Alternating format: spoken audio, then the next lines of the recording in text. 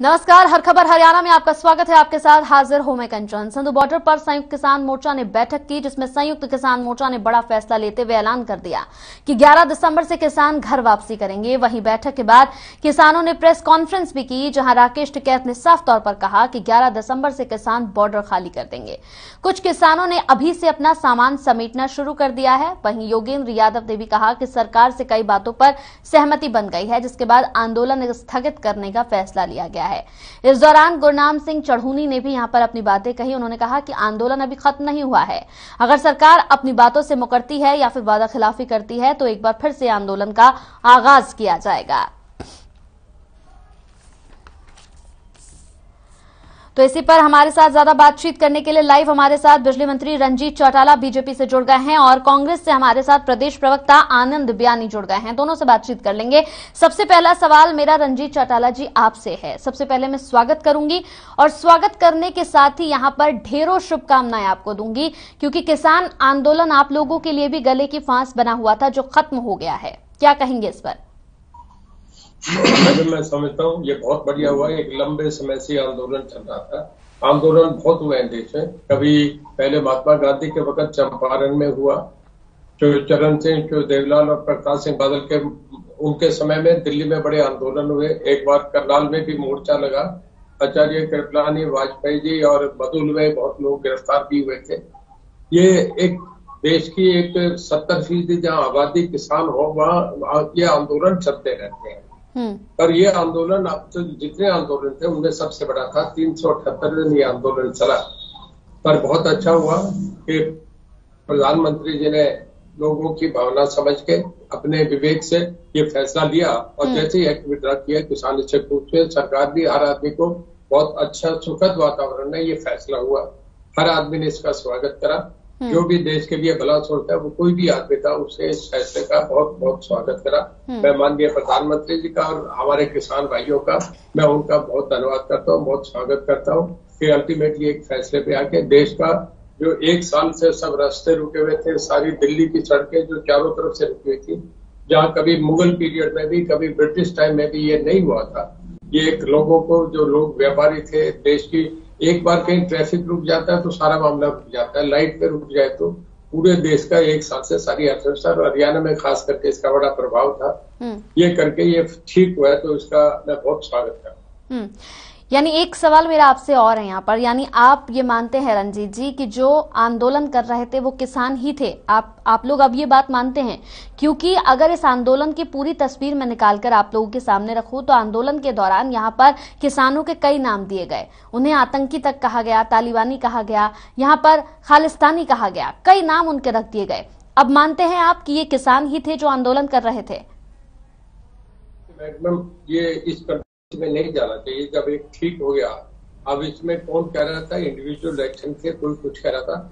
हमें देश के लिए सोचना चाहिए, राष्ट्रीय हित में सोचना चाहिए कि एक बहुत लंबे समय चला हुआ आंदोलन। बिल्कुल रंजीत जी, आपसे इस पर मैं जवाब जरूर लूंगी। यहाँ पर हमारे साथ किसान नेता राकेश टिकैत जी खुद जुड़ गए हैं फोन लाइन पर, उनसे बातचीत कर लेते हैं। राकेश जी, सबसे पहले बहुत बहुत शुभकामनाएं आपको। 1 साल का संघर्ष जीत गए आप। अंत भला तो सब भला।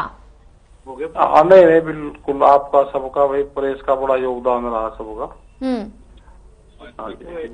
यहाँ पर जिस तरीके से 1 साल का संघर्ष आपका रहा, 1 साल तक आपने पूरा संघर्ष किया, जीत गए हैं आप, क्या कहेंगे इस पर?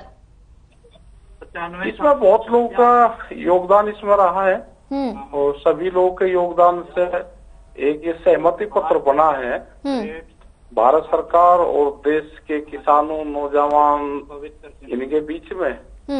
तो एक सहमति पत्र है ये। एक सवाल और आपसे पूछना चाहूंगी यहाँ पर राकेश जी, जिस तरीके से ये पूरा आंदोलन आप लोगों का चला और 1 साल से ज्यादा का समय हो गया, ऐसे में कई किसानों की ये भाषा थी, हालांकि इससे हमें कोई आपत्ति नहीं है, लेकिन कई किसानों की ये भाषा थी कि सरकार जो है वो झुक गई है, सरकार ने अपने घुटने टेक दिए हैं। तो क्या ये मुद्दों की लड़ाई थी या फिर मूंछों की लड़ाई थी सर? नहीं, ना कोई झुका, ना किसी को झुकाने की लड़ाई थी, ना किसी की इसमें हार हुई ना जीत हुई। एक सहमति पत्र बना है, एक संघर्ष से समाधान की तरफ रास्ता गया। जब समाधान हो जाता है तो सारी चीज खत्म हो जाती है। इसे किसी की झुकने की कोई इशू नहीं है ये। चलिए, बहुत बहुत शुक्रिया राकेश जी, हमारे साथ जुड़ने के लिए, बातचीत करने का बेहद शुक्रिया। यहाँ पर हमारे साथ आनंद बयानी, प्रदेश प्रवक्ता हैं कांग्रेस से, वो भी जुड़े हुए हैं। आनंद जी, आपको भी शुभकामनाएं दूंगी, क्योंकि यहाँ पर शुभकामनाओं की पात्रता आप इस वजह से भी हो जाते हैं क्योंकि विपक्ष में हैं और विपक्ष लगातार इस किसानों के साथ खड़ा रहा है। बिल्कुल, सबसे बड़ी बात यह, देखो, आज मैं राकेश टिकैत जी और पूरे धरती पुत्रों को बधाई देता हूं कि देश के ऐसे प्रधानमंत्री जो तानाशाही तरीके से, तालिबानी तरीके से अपनी जिद पर अड़ के ये तीनों कानून लागू किए और उनके मुंह पर झुकाने का जो काम किया, उनको सही आईना दिखाने का जो काम किया हमारे धरती पुत्रों ने, उनको पहले बहुत बहुत बधाई। और अभी मेरे बड़े भाई चौधरी रणजीत सिंह जी भी इस बात को मान रहे थे, कभी मुगल काल में भी इस प्रकार का एजुकेशन नहीं हुआ और मुगल काल में नहीं हुआ, और ऐसे प्रधानमंत्री जो देश के बने जिनकी वजह से इस प्रकार का एजुकेशन हुआ, क्योंकि लगभग मंत्रिमंडल जो जीते हुए थे या जो सपोर्ट कर रहे थे भाजपा सरकार को, ये सभी मानते थे कि तीनों ये काले कानून गलत है, और समय समय पे इन लोगों के बयान भी आते थे किसानों के हक में। ये भी एक अच्छी बात थी, क्योंकि चौधरी रणजीत सिंह जी तो समय किसान परिवार से जुड़े हुए हैं, इनको किसानों की पीड़ा का भी पता था, और आज भी उन्होंने माना कि वो किसान थे। जबकि बीजेपी नेताओं ने कभी गुंडा कहा, कभी माओवादी कहा, कभी कुछ कहा, कभी ये भी कहा कि भी ये किसान नहीं है। इस प्रकार की भाषा बीजेपी नेताओं ने जो यूज की थी, आज उनके मुंह पे अपने आप ही एक थप्पड़ है कि उन्होंने गलत भाषा का यूज किया, और प्रधानमंत्री ने समय माना कि मैंने ये गलत कानून लगाए और आज मैं वापस लेता हूं। तो मैं सभी किसान भाइयों को बधाई देता हूं। और कांग्रेस की जब तक मैं बात करूं, कांग्रेस हमेशा ही किसानों के साथ खड़ी थी। हम पीछे नहीं, हम बिल्कुल ओपन में खड़े थे। और राहुल गांधी जी ने सोनिया गांधी जी ने बिल्कुल क्लियर किया था कि जब भी कांग्रेस की सरकार आएगी, अगर ये सरकार कानून वापस नहीं लेती तो हम ये कानूनों को रद्द करेंगे। चलिए रंजीत जी, मैं आपके पास आना चाहूंगी। जिस तरीके से, रंजीत जी, आपसे मेरा एक सवाल है, जिस तरीके से पूरा किसान आंदोलन 1 साल तक चला और 1 साल बाद ये आंदोलन अब खत्म हो चुका है, 19 नवंबर को जो यहाँ पर प्रधानमंत्री नरेंद्र मोदी की तरफ से यहाँ पर जो ऐलान किया गया कि कृषि बिलों को वापस लिया जा रहा है, क्या ये फैसला 6 महीने पहले नहीं हो सकता था सर? चुनाव नजदीक है, क्या चुनाव को देखते हुए ये पूरा फैसला लिया गया? क्या सरकार अपने आप में कहीं ना कहीं थोड़ा बहुत डर गई थी कि वोट बैंक कहीं उनका कट ना जाए?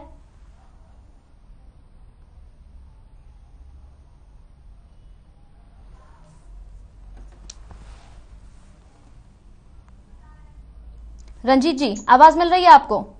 नहीं, मेरे तो आवाज नहीं।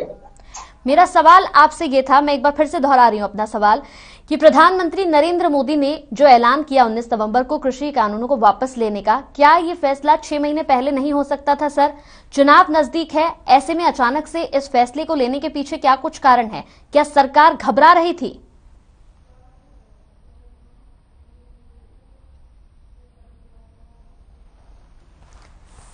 चलिए, लगता है मेरी आवाज नहीं पहुंच पा रही है रंजीत चौटाला तक। एक बार फिर से बात करने की कोशिश करूंगी। यहाँ पर मैं आनंद जी आपके पास आऊंगी। जिस तरीके से यहाँ पर लगातार कांग्रेस अपनी पीठ थपथपा रही है, कांग्रेस का क्या पूरा यहाँ पर पीठ थपथपाते हुए कहना है कि वो यहाँ लगातार किसानों के साथ खड़ी थी। लेकिन मेरा एक सवाल आपसे है, जब ये पूरा आंदोलन चल रहा था तब राहुल गांधी कितनी बार किसानों के पास पहुंचे थे? यात्रा करके उसके के बाद में संसद से साइकिल यात्रा करके राहुल गांधी पूछे पूरे। राहुल गांधी जी ने, प्रियंका गांधी जी ने, सोनिया गांधी जी ने हर वक्त किसानों के साथ खड़े हुए, और स्टार्टिंग राहुल गांधी जी ने की। बाद में विपक्ष इकट्ठा हुआ और विपक्ष उनके साथ चला। हम तो शुरू दिन से साथ खड़े हैं। और अभी आप चौधरी रणजीत सिंह जी से जो बात पूछे, राजनीति की बात कर रहे थे, ये तो बिल्कुल स्पष्ट है। आने वाले समय में कई प्रदेशों के अंदर विधानसभा चुनाव होने हैं, और अभी पिछले दिनों जितने विधानसभा चुनाव हुए या उपचुनाव हुए, भाजपा का सुपड़ा साफ हो गया। इनको लगा कि आगे सारा सिस्टम हमारा ध्वस्त हो जाएगा। इसी वजह से इन्होंने कानून माने, नहीं तो और बेचारे साल भर और किसान बैठे रहते हैं। ये तो किसानों की जीत ही है, धरती पुत्रों की जीत ही है, और पूरे विपक्ष की जीत है। कांग्रेस के साथ साथ जो विपक्ष जो है कांग्रेस किसानों के साथ खड़ा हुआ। चलिए रंजीत जी, एक आखिरी प्रश्न मेरा आपसे है। जिस तरीके से मेरे प्रश्न का आपको आवाज नहीं पहुंच पाई, मैंने आपसे सवाल पूछा था कि 6 महीने पहले क्या ये फैसला प्रधानमंत्री की ओर से नहीं किया जा सकता था क्योंकि चुनाव नजदीक हैं। ऐसे में अचानक से इस फैसले को लेने के पीछे क्या कुछ कारण है? क्या सरकार घबरा रही थी? मैडम, मैं इस बात से एग्री नहीं करता। अभी टिकैत साहब पहले कह रहे थे कि ना इसमें कोई जीता है ना हारा है, ना इसमें कोई इश्यू था। मैं आपसे एक बात बताना चाह रहा हूँ, जब ये आंदोलन चल रहा था, चरम पे था, तब जो किसान थे जो धरने पे बैठे थे, इन्होंने किसी भी नेता को अपनी मीटिंग में आके एड्रेस करने की इजाजत नहीं दी। इन्होंने साफ साफ कहा था कि कोई भी नेता, कोई भी पार्टी के आदमी को अपने इस आंदोलन में नहीं आने देंगे, हम उसको पार्ट नहीं बनने देंगे।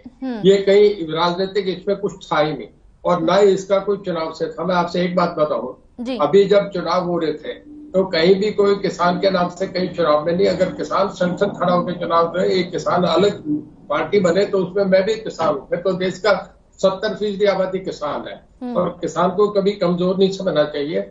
मैं आपसे थोड़ा सा एक आंकड़ा बता रहा हूं कि देश के सारे सिस्टम को इसे दोबारा से ठीक करने की जरूरत है। हमारा जो 1947 था, जब 47 में देश था, तब 43% जो देश का जीडीपी था वो केवल एग्रीकल्चर से आता था, केवल किसान पैदा करता था और इंडस्ट्री का तब खाली 5% था।